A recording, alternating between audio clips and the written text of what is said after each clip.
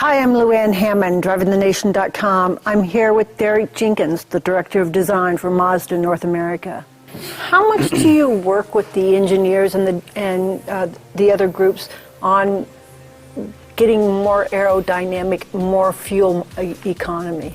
Well, what happens with any given project, there is a kind of formula that's established early on of how much the car is going to weigh, and how much the efficiency we can expect from the new powertrain, and then the aerodynamics. Those three factors are what determine ultimately your consumption targets and your overall performance. And so we have to be part of that because we affect weight and we affect aerodynamics. Design does. So early on we know what those targets are. So from the very beginning, as we develop the clay models, we're already doing simulations, flow simulations. So that's not actual wind tunnel work.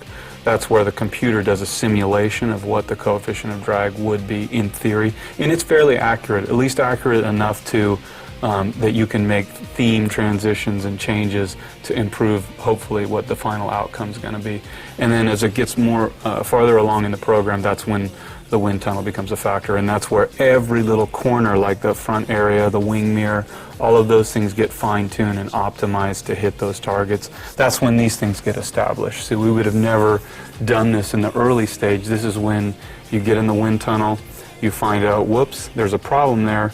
I want to keep this looking like this, so we have to find a solution that's both aesthetically attractive or even improves the aesthetic and achieves those numbers in the aerodynamics. The true aerodynamic training is more hands-on than ever before. It's a bit of a black art, and it's something that I think just getting that experience, working with the aerodynamicists, being in the wind tunnel is just an unbelievable experience, and you realize how sensitive the car really is to very, very subtle, small things.